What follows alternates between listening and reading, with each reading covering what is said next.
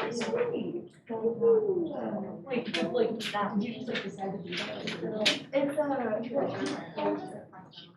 It's just in Like, you all case. do it for each other? Yeah, well, so I make them, and for everybody, and then like this is Avery's clothes, so like, I pick somebody, and they quote, and they make the clothes, and then they get to pass it on.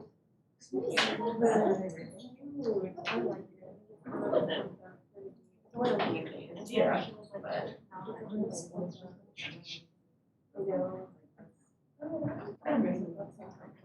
Like, I'm done. Look at that thing, she never might change. Yeah. Yeah. Yeah.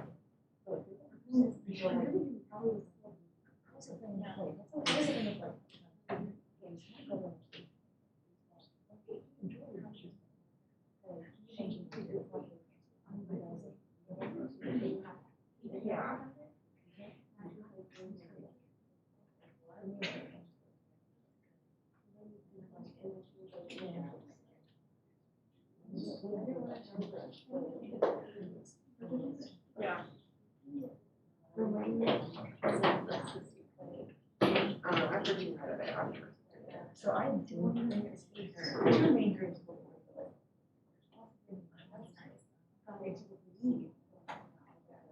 Yeah.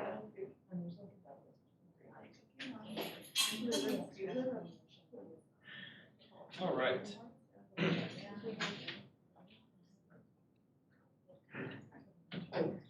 There was a parasite in the news there. I just can't remember what it was. It was a couple days ago. Kind of older. So thought it'd be. Yeah. So I forgot about it. Wasn't that important. It's just something popped up. Hold on. I think I do. I think I remember it.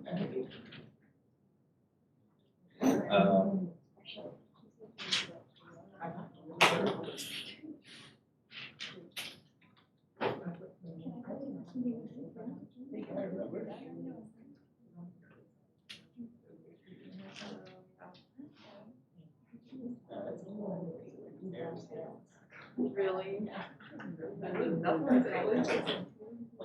Oh, I completely missed this one. We're gonna have to. We'll have to talk about this. What'd you miss? This just hit 12 hours ago.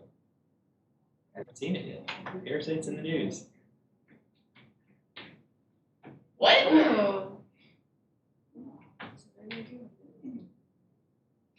It's, look at that. How? That's a sensational headline. It sounds like it. They enrolled 500 patients. PCR positive, 63 male. Let's see here.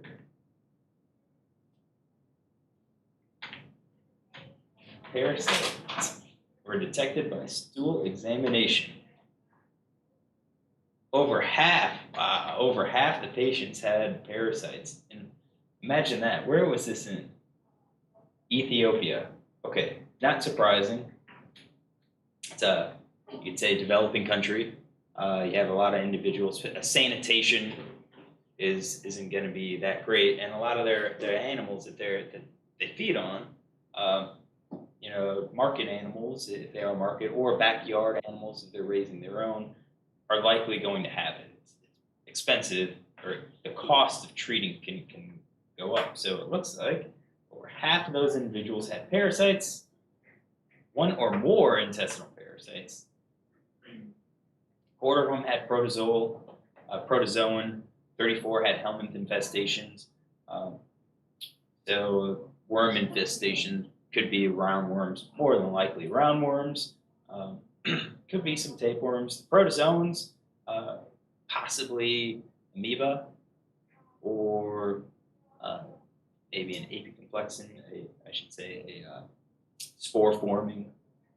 So did they parasite. like intentionally choose patients who like had infestations, had didn't, or were they? No. This doing was just 5. happened? They enrolled 500 people that were SARS positive, PCR positive. And it just happened to That's like. at least what this says. So like, I guess my question Yes, is and then- like they were doing a test on COVID and then just Yep. happened to find this, and they happened to find this. Yep, they're screening. They screened for parasites. negative correlation between parasite co-infection and severity. Oh. So more parasites you had, the less severe your symptoms. I have a feeling people still aren't gonna hopefully intentionally infect themselves with parasites. I hope not. Any volunteers? No. Oh, Although, the vaccine isn't 100%, but so obviously there with COVID, with some people, like there are long-term effects for some people, and so are there long-term effects of parasites that like would outweigh like the benefit of parasites and not severe COVID outweigh the cost of being infected with parasites? No, well, probably depends on age and underlying conditions. So this is it. I mean, this is cool. So after you account for age and other coexisting illnesses, presence of parasitic infection along with COVID-19, 60% decline in the odds of severe COVID-19. That's a pretty significant drop. And yeah, not surprisingly, they named kind of what they had. Whipworm is a roundworm, but protozoans, entamoeba, giardia, toxo, crypto. So, question about mechanisms, and we'll talk about this. So, the parasites are going to stimulate an immune response. All right. Oftentimes, you get parasitic infection that protects you against other infections as well. And we'll see some of those. It's concomitant immunity is what it's called, where that infection is conferring protection against other infections, and that may be what's going on. And that seems to be what, at least. I'll have to read the paper, or I'll see if I can download the paper and share it. But they help T helper cell responses and induce predominantly regulatory T cells, the Tregs. A lot of these severe COVID infections, they're not really coming from damage caused by the parasites or caused by the virus. It's coming from severe inflammatory responses. Your body's overreacting. You're going to probably start hearing more of this from individuals that might not have had COVID, or maybe they did, and then they went to get the vaccine. So there's anecdotal evidence that I've heard. I heard it, earlier in the news. It was postulated. A buddy of mine mentioned the same thing, and now I'm hearing firsthand that some of these individuals, if they've had COVID, that first vaccine shot, they get some side effects, maybe spiking a fever, body aches, fatigue, and it lasts anywhere from like a day to 2 or 3 days. Friend just got his second shot, and that's what he said. He said, I felt like I had a mild flu, and it just kind of resolved itself over the course of about 2 to 3 days. That's a sign where your body ramped up its immune response quickly, and the Tregs couldn't keep up. And once the Tregs did come up, then they start saying, hey, okay, we need to slow that thing down, slow down the system. So this is entirely possible that if you have a lot of Tregs around controlling the immune system, that when you do get COVID, you don't have that out of control response. They talked about, early on, the cytokine storm. I know some immunologists who are skeptical of that, and it's more about failure to keep things in check. Possibly with these regulatory T cells and so forth. So, yeah, 12 hours. I'm interested. I'll have to go try to find the paper. Hopefully, it's published. It's in MedArchive. Yeah, here it is. We got there. There it is. Preprint. Could you email that out? Yeah, I'll post it on Blackboard so you can check it out. Yeah, so you can read it. Pretty cool. Didn't catch that. So this is just the preprint. I'll see if I can find the actual manuscript and share that so you have the PDF of it. All right. What I was going to show was about meat processing plants and parasites, and rates of infection as safety kind of drifts away. I can't find it. We're not going to spend a whole lot of time. All right, so pretty cool. So let's continue. Got a couple people watching online. That's cool. And yeah, I did take attendance, but again, it is in person. So if someone comes down and they test positive and they don't respond to their whole contract tracing, apparently I might get contacted and say, is this person in class on this day who was sitting around them? I think that's how that works. So that's the only reason why I might take attendance. All right, so we left off digenetic trematodes, generic life cycle, generalized life cycle. Starts with our egg, Miracidium hatches, then we have Sporecyst and Radia and Cercaria, the metacercaria, then to the adult.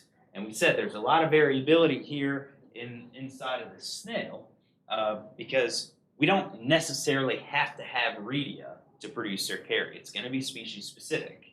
We always have the egg to Miracidium to Sporecyst, and then what happens there depends on the evolutionary history of our parasite. So it could go Sporecyst, produce more Sporecysts, which then produce Radia, that then produce more Radia, who ultimately produced Cercaria. Produces Cercaria. So you go like mother Sporecyst to daughter Sporecyst to mother Radia to daughter Radia to Cercaria. Or it could just be mother Sporecyst to daughter Sporecyst to Cercaria and so forth. So there's a lot of variation. Now what we're going to do is look at the individual life cycle stages, talk about them, define them, point out some important processes with them. So Miracidium is a start. And as I kind of alluded to with these Spitibothrines, all of these stages out of the egg are going to have different names based on the groups. So the Spitibothrines had the larval stage out of the egg, completely different name than the Miracidium. What was that? What was the name of that? Cotylocydium, right? All right, and what was kind of a defining feature of those guys? Yeah, ciliary tufts and no hooks. All right, Miracidium are ciliated, covered in cilia. What's the benefit? Movement, exactly. They're gonna come out, I should say, yeah, they are ciliated, free swimming. If they hatch inside of a host, you could make an argument that it might not have cilia, but it's for movement. It's swimming movement through the water. All right. These cilia arise from 6 plates. This is an electron micrograph. I believe this is in your textbook. So you can kind of make out the edges of these plates, and there's ridges between them. All right. You do have germinal cells inside, but for the rest of it, it's pretty nondescript, at least for us looking at it. It'll be hard to identify a whole lot of stuff unless we really went up to 40x or 100x magnification. We don't have any of these Miracidia.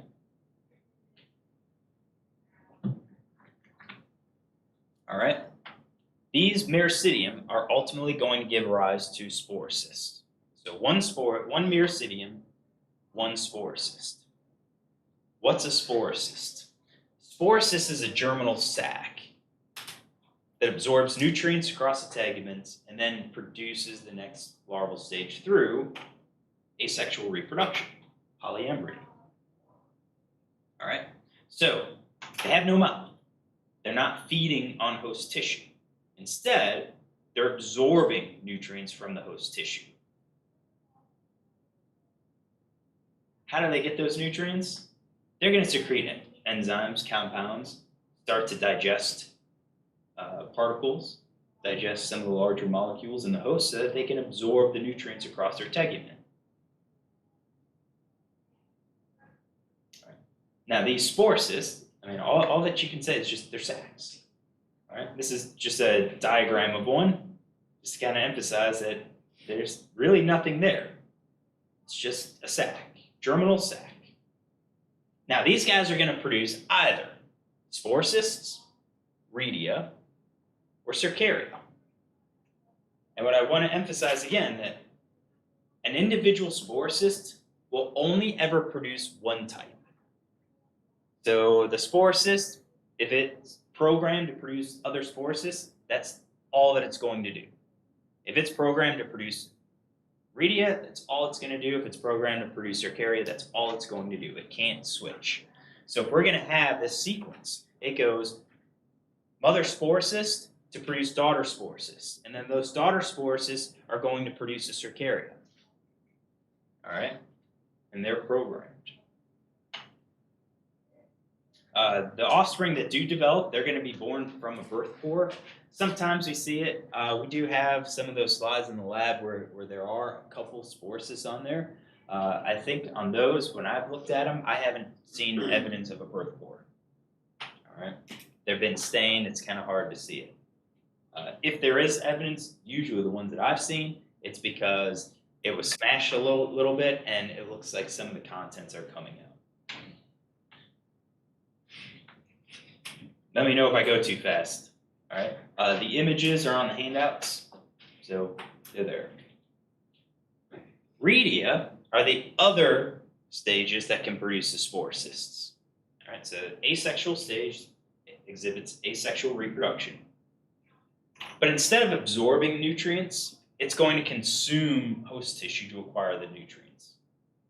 All right. So that means it's going to have a mouth and a gut. Now, in order to acquire these nutrients, it doesn't really have teeth and stuff to chew stuff off. It's going to use a rather large pharynx that latches on, creates suction, and then tears that host tissue.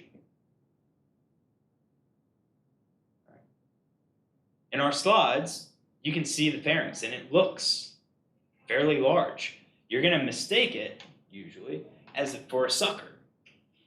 Except on the word list, I don't have sucker on there. I just have pharynx. So right at the anterior end, you have your pharynx that's going to suck in host tissue, tear it off, get the food into the blind gut. Pretty simple gut, and absorb nutrients. Now, these can also absorb nutrients through the tegument. All right, contribution of each in terms of total energy acquired is, say, questionable, it's unknown. We would assume that they acquire most of their nutrients from the mouth and the pharynx, but again, it's just speculation. The offspring are also born through the birth pore. Sometimes you can make out the birth pore. On live, fresh specimens, the ones that haven't been stained or anything, you can normally make it out. On our slides, I think there's only one Radia on all of the slides where you can actually make it out. So don't worry about trying to identify that. What you can see is this like other structure here. I don't have it on the word list, but it's procrusculus, and you see them in almost all of the Radia. Now, just like the Sporecyst, these Radia are going to be programmed to produce one life cycle stage. If it's programmed to produce Radia, it will only ever produce a Radia. If it's programmed to produce a Cercaria, it will only ever produce a Cercaria. All right? Questions? Yep. So if it says, and you might have just explained that, I didn't realize it. So it says produce and or Cercaria. You said they only produce one. Yes. So shouldn't it just be, sorry, I don't mean like perfect, but. Yeah, they don't have to produce Radia. So this goes back to this diagram. Species specific. So Radia are absent in some species. We don't ever see them. Others, and I think we have a species here where it goes mother Sporecyst, daughter Sporecyst, and then Radia. And that's it. So the Radia, in this case, only produce Cercaria. Okay. But in other species, we've got all four. Or maybe it's mother Sporecyst to mother Radia that then produce daughter Radia, who then produces Cercaria. So yes, and that's kind of what I did here. Sporecyst, Radia, and or Cercaria. Just know these Sporecysts, this is what they could produce, depending on what species we're looking at. And for our Radia, this is what they could produce, depending on the species. All right. Now, Cercaria. That's what our Sporecysts and our Radia, that's ultimately what we need to produce, because that gets released from our mollusk. So Sporecyst and the Radia, they're going to be in our first intermediate host. And we exhibit polyembry. We're increasing exponentially the number of these guys, Cercaria. Right, these are the larval stages of the Digenea. They're usually free swimming. They're going to be produced by Sporecyst or Radia, it depends on the species. And it occurs within our molluscan intermediate host. Now these Cercaria have a lot of variability on them. All right, and this variability is going to be normally at the family level and below. So generally, once you get into the same family, they all have the same general type. All right, so what do we mean by same general type? These are all various types of Cercaria. We've got our Lophocercus, the straight-tailed Cercaria. We have our Furcocercus, our forked-tailed Cercaria. You've got Cercaria that have eye spots. You have Cercaria that have a stylet, which is kind of like a spear point or a dagger point that it could use to scratch and try to penetrate into a host. It has penetration glands, possibly those are penetration glands. It can have cystogenous glands. It can have folds on the body. It can have fin folds on the tails. You can have spines on the tails. All right. You have diastomes. You have amphistome type. You have monostome type. You can look at the excretory bladder. Is it lined by cell or is it acellular? Does it have branches? Is it Y-shaped? Do you have this case?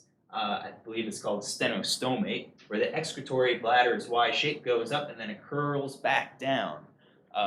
So you've got a lot of variation, but generally speaking, the families have this broad type, and then you've got the individual variation as we get down to genus and to species. Can we identify Cercaria down to species? Very few cases. I think most people would say no, but there are very few cases if you know some of the other stages in the life cycle and you know what host you're looking at. All right. A lot of variation, a lot of cool things. Now, with these Cercaria, they don't feed. They come out, their sole purpose is to find and infect that next host. That is their sole purpose. They have a finite amount of energy to do that because they're not feeding. That energy source is glycogen. Right? They don't acquire any more. So whatever they have when they come out of that snail, that's what they have. They then have to decide how they're going to use this. And this is an evolutionary decision. This wasn't a decision where the Cercaria comes out and says, yeah, I think I'm going to sit around and wait for the host to come to me. They don't make that decision. This was an evolutionary decision. All right, and it's tied to energy expenditure. So, let me fix that. Misspelling.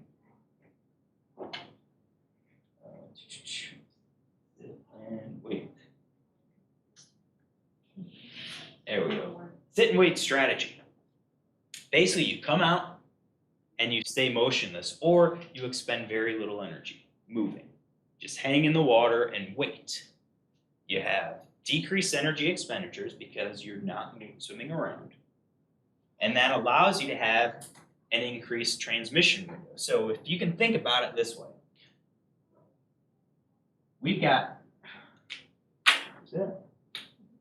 need to remember to get more dry erase markers. So I know.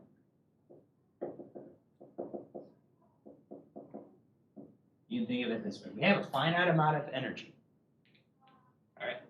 But you can't use all that energy.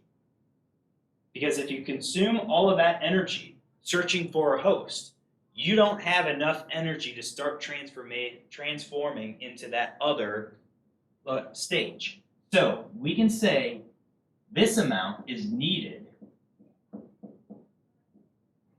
for infection.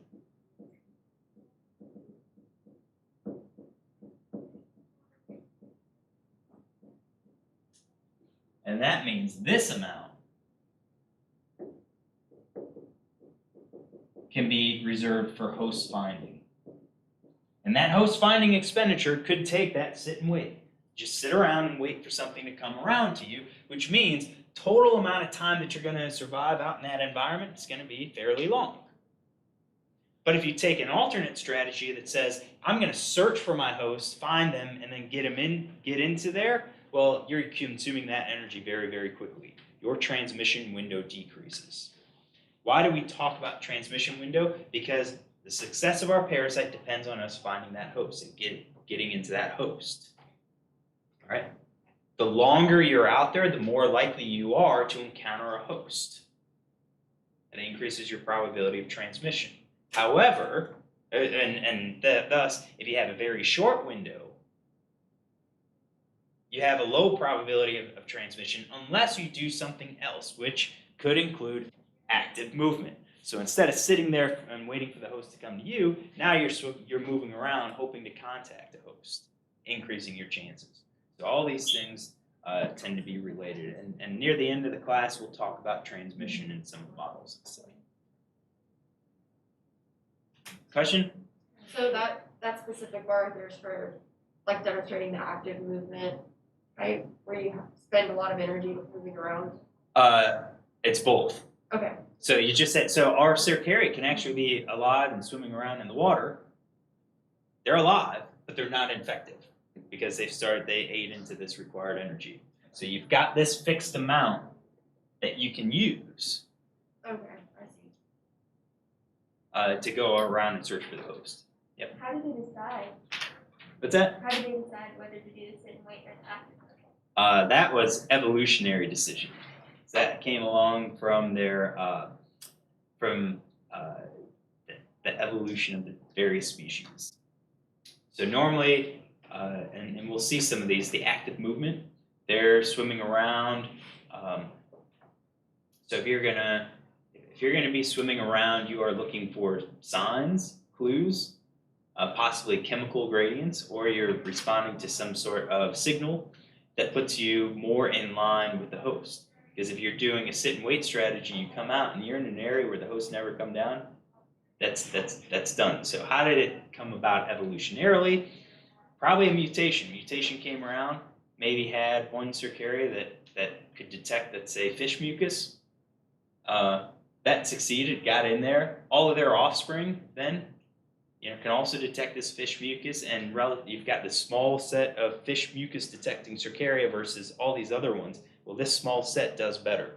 More of them get into the next host, and then, by the end, you just increase the frequency until all of the individuals have that mutation.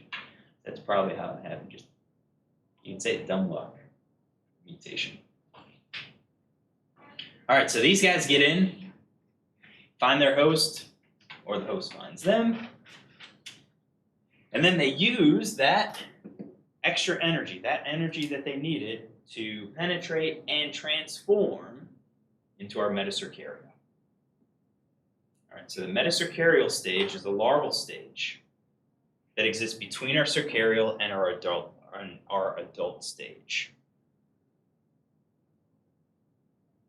All right.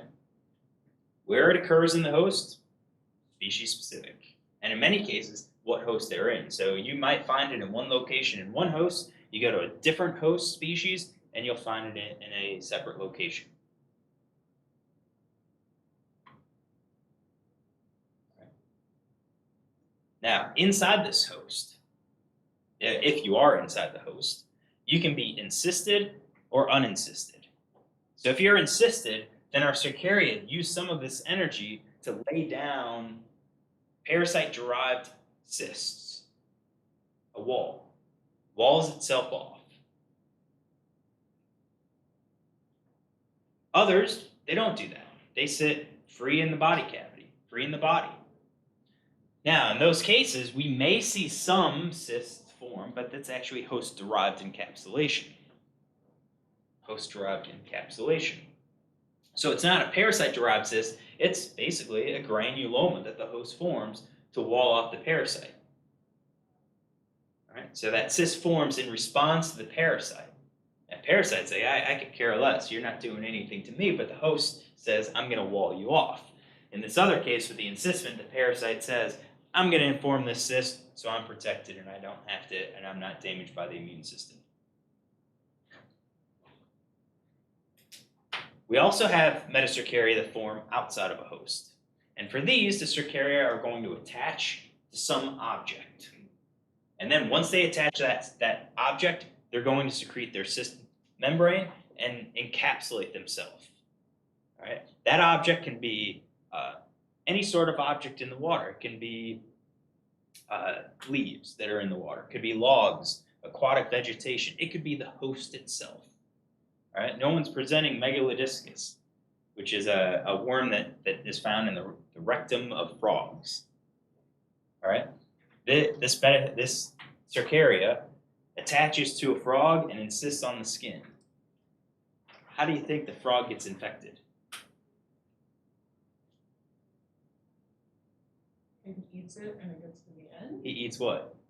Maybe like the eggs or something, or the intermediate host possibly. Well, the Cercaria insisted on the frog, Oh. on the skin of the frog. Because they breathe through their skin. What'd you say? The frogs shed. They do. They eat shed their skin. Yeah. And they eat their skin. What?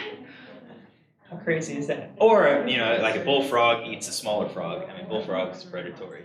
So yeah, that's also a way. But yeah, kind of crazy. So, and there's a lot of interesting things on like preferences. Do they insist on light spots, or do they prefer to insist on dark spots? Yeah, a lot of cool studies, behavioral studies on these Cercaria. All right, so what's the advantage of encystment? Those of you that have ecology, you can probably rattle off these names right off the top of the head because it should be fresh. Right, Kyle? Yeah. Yeah, right. All right, so number one, we're protected from the environment, and that includes inside the host itself. We've formed an encapsulation. That's going to be inert. The immune system's not going to do anything to it. If we're out in the water and let's say things start drying up, increasing the salinity, conductivity in our water, hey, the cyst is protected. It's not going to harm the inside. So protection from the environment is number one. Number two, once we form the cyst, we basically go into a shutdown mode. We're not moving. We're just hanging out. Any energy that's consumed is entirely due to just normal metabolic processes, right? Just hanging out there, waiting. So that allows these metacercaria to increase their transmission window, which increases the amount of time they can survive in the environment or in the host before they get to that final host. So would this be forming a cyst around itself? Would this be considered sit and wait, or could active ones also do it? Mm-mm. This is a sit and wait strategy. So once we get inside that host, that next host, and we insist, or if we insist in the environment, it's sit and wait. A lot of them won't ever make it, but if they're not going to make it, one way that you can kind of increase your chances is just lengthen how long they stay out there. Whoops. All right. This is from Posodiplostomum from the bluegill. I believe that's part of the liver. But yeah, these are encysted. And we find these here, in our fish here.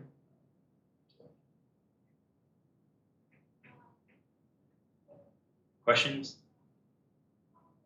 All right. So those are the life cycle stages. We kind of gave the generalized life cycle. And we talked about the diversity inside that snail host, the variation that can occur. But there's a lot more variation in the overall life cycle. Some of our life cycles are species specific. All right, so you can't take the life cycle of Fasciola and say this is the exact same life cycle as Paragonimus. It won't work. But if you're in the same species, you have the same life cycle. If you're in the same genre, you probably have the same or very similar life cycle. The host may differ, though. All right. Now, in our life cycle, some of our life cycles have 2 hosts. Some of them have 3 hosts. Others have 4 hosts. All right. So if you have a 2-host life cycle, you've got your definitive host and you have your molluscan host, because those mollusks have to serve as our first intermediate host. If we have a 3-host system, you've got your definitive host, your mollusk host, and then you have some other host, and that host could be a vertebrate, that could be an invertebrate. If we have a 4-host life cycle, you go your definitive host, your mollusk host, and then you have 2 additional hosts. Now, in our life cycle, this kind of shows you all of the options, all right, in terms of what's going on. So your egg, yeah, can hatch and release the myristidium, or that egg can be consumed directly by the snail host, by the snail host, and thus have the hatching occur inside of that. You've got all of this variation producing your Cercaria. And you can see these different arrows. And then the Cercaria can either go into the definitive host, they can encysst, they can penetrate or get consumed to produce a metacercaria, and they have this other stage called the mesocercaria. We don't really kind of talk about it. It's kind of like a transition stage between the cercarial and metacercarial stage. So it's more developed than a cercaria, but it's not as developed as a metacercaria and so forth. And we're not really going to talk about it because I think it's one of those life cycle specific stages, if they're in there. All right. Now, we introduced the life cycles, we introduced reproductive structures. What we're now going to do is kind of look ahead, reading or hearing about the diversity of these digenetic trematodes. All right. Some of these are economically important, some of them are medically important. What I want you to do is pay attention to our life cycles and notice the variations or the adaptations between the species that basically accomplish the same goal, which is increased transmission success. All of our parasites have that same goal. We need to maximize transmission success, but they have different ways of doing it. All right.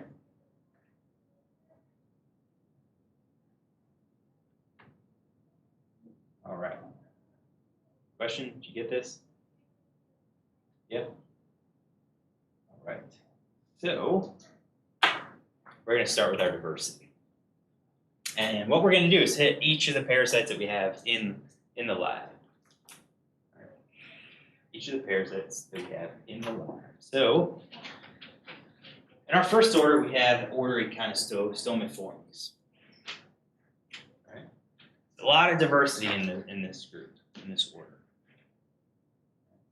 A lot of diversity in the adult form. So if you try to utilize the adult form to figure out relationships, it's very hard to do. It's very hard to do. That was the benefit of sequence analysis. Now, in this group, the tegument usually bears well-developed scales and spines. And usually they're near the anterior end. Like in this diagram of Echinostoma, it's got these well-developed collar spines. It's thought that these spines, at least in the anterior end, help the worm attach and remain in its position in the gut, in the small intestine. The acetabulum in this group is located near the oral sucker, so it's still ventrally located. It still qualifies as a diastome, but in terms of its position, our acetabulum, our ventral sucker, is going to be closer to the oral sucker. So say like within the anterior third or so. Usually the life cycles don't have a second intermediate host. They have a definitive host, then you have your snail or your mollusk host, all right? And then usually these Cercaria are going to insist on some object, either vegetation, other aquatic debris, or even on animals, on other animals. All right?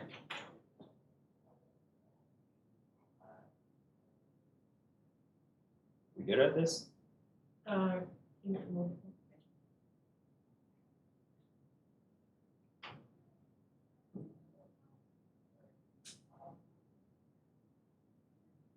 you can know, I've included these diagrams. We don't have these specimens, but you can kind of look at them for the morphology that we're seeing in the lab. 2 testes, your ovary. You can see your genital pore, your uterus, and the vitelline glands, and so forth. Bifurcate seagull. All right? All right, so inside this order is the family Fasciolidae. Members of this family are large. The adults are large. They tend to be leaf-shaped. And they tend to infect herbivorous mammals. Could be omnivorous mammals, mammals that consume vegetation. Doesn't have to be primary, and that could include us, right? We've got salad eaters out there, right? Maybe you want a wild salad and go out and collect some wild grasses and stuff. You might be infected with fasciolate. Right? Many of these fasciolate worms are associated with the liver, the gallbladder, and the bile ducts. All right, so GI tract, but liver, gallbladder, and bile ducts. The testes in this family and the ovaries are dendritic, meaning that they're branched. And you've seen this, right? In this one, you can see this is a huge branching pattern. This black is actually, looks like the ceca, the branched ceca. But in our fasciola hepatica, you can see the branched ovaries, branched testes, and so forth.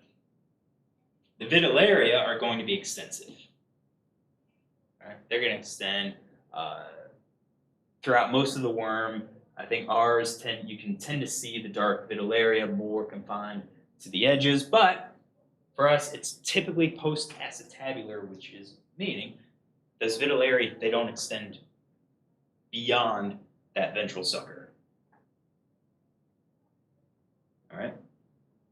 So representative in this family is fasciola hepatica. I've got a diagram from an old textbook. This is our giant liver fluke. Where do you think it lives? In the liver. In the liver. This is an important parasite of sheep and cattle. Jean Bray published the first record in 1379. 1379. Crazy. And we've known about it. How do we know about it? Because of its effect on sheep and cattle. Inside sheep, it causes liver rot, wasting and then death of these sheep. Big problem. Money was spent over in the UK to kind of figure out what's causing it. Why do we see this? How do we protect our sheep industry and so forth? All right. Other related species, other fasciolid species, can infect large ungulates in the wild. So you can find them possibly in deer, possibly in elk and moose and so forth. All right, slightly different species. What's kind of interesting is that some parts of the United States consider these worms delicacies. They will take them and fry them and eat the worms.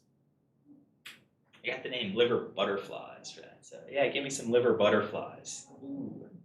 If you see that on the menu, please take a picture of it and send it to me, no matter where you're at. All right, if you see that. But yeah, I don't know, that's gross to me. But, oh well. Not be an extra credit opportunity? Possibly. Oh God, I just can't even think about it. I mean, just think of those worms on the slides that we have. Fry them up. Maybe a little butter, onions. Oh, jeez, man. Yeah. So what you're saying is find a place that sells them and definitely order it and bring it back. Definitely order some. We should try it. And the Super Bowl's coming up. Should be, just your Super Bowl meal. Okay, so I have life cycle, see the board. I don't think we're going to get through this life cycle. So I think what we'll do on Monday is we'll do the life cycle so we have complete, because I think we would probably only get to like the snail stage. So make sure you come ready to write out the life cycle. But we're going to cover fasciola, looking ahead. We're going to talk about pathology of it. We're going to talk about dicrocelium, Paragonomus, Clinorchus. So basically our parasites that we have in the lab. The only one we don't have is schistosoma. That'll actually be its own presentation. All right, so we'll talk about schistosoma because there's a little bit more things to talk about since that worm is dioecious, males and females. All right, so I don't have a quiz for the intro to Digenea yet, but we will. I'll get one up so you can kind of review it. Pay attention. I'd say start looking at the life cycle stages. because we're gonna see them on our life cycles. I don't have the lab quiz yet. It's in. I had a slight panic. I took a lot of pictures yesterday, and when I plugged in the thumb drive, it was empty. Oh no. That was several hours of image taking. But I have the images, I found them. I've got them all labeled, arrows, letters. I've made the first couple questions. I'm gonna put questions together. Hopefully I finish this weekend, and then for the lab, I'll let it go live. And those, it'll probably be, you'll get 3 attempts at those lab quizzes. The other thing with those lab quizzes is that you can have your word list with you. All right, you can utilize your word list. And they are fill in the blanks. So it's not going to be A, B, C, or D. It'll be fill in the blanks. As far as the species quiz, we'll probably do that as kind of like possibly like an activity where I'll set up some slides and say, okay, you need to identify these parasites, genus, species, and then we'll see how everyone does. All right, let's call it. Got a little early today. You guys had a good weekend.